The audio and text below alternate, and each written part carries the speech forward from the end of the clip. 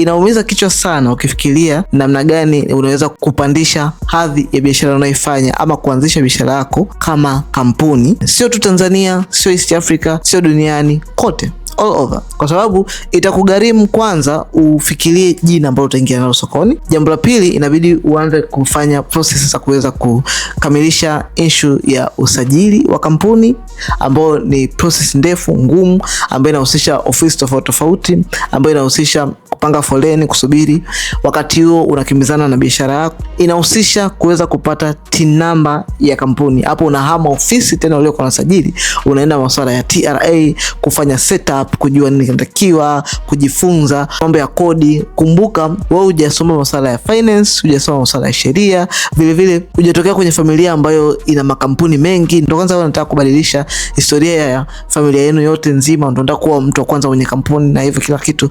It take time. Inaumiza kichwa. Wakati huo ukimaliza masuala ya TRA kupata TIN number ya kampuni, inabidi uangalie ni biashara gani ambayo unatakiwa nianze nayo, utafute leseni ya biashara husika.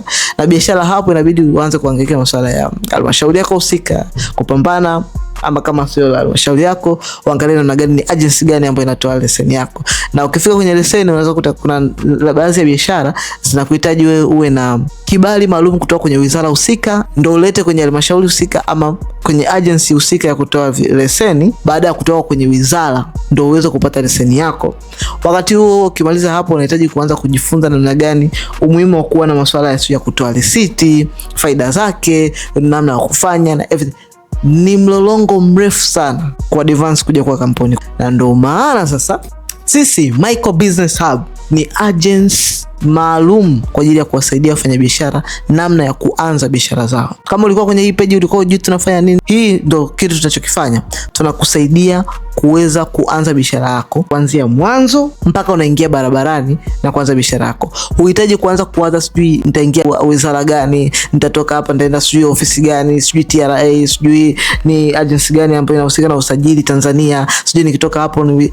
Haya yote tunayakufanya sisi. Kama unataka kusajili kampuni yako ama kusajili jina la biashara yako, kama unataka kupata masuala ya leseni, vibali na makolokolo yote haya, usiwaze ukaanza kukata tamaa ukasema mimi nitaendelea kufanya biashara kuwa mdogo hivi hivi. Umri unaenda na unazeeka rafiki yangu.